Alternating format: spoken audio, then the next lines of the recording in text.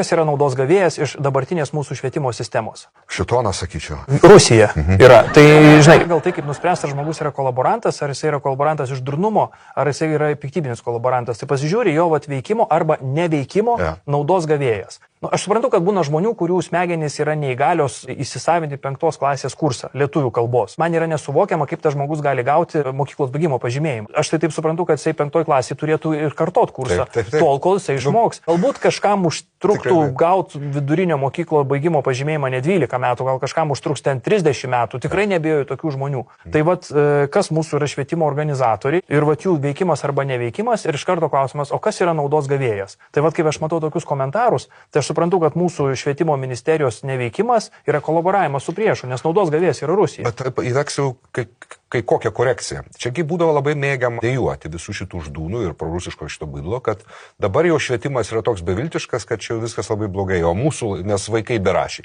Bet dabar tu pasižiūrėk, tos bobos su kvietkais ant profilių, josgi yra tos kartos mokyklos švietimo sistemos. Ir jos yra pagrindinė masė berašių. Sėdi kažkokia boba 70 metų, jinai rašo su tom klaidom, kur ką tik paminėjai. Taip. Tai bobai 70 metų, jinai mokyklą lankė prieš 50 metų. Dėmesio, ne moterė, būtent apie bobą kalbam. Taip, apie tas visas, kur su gėlėm profiliuose, kur nėra net... Jo.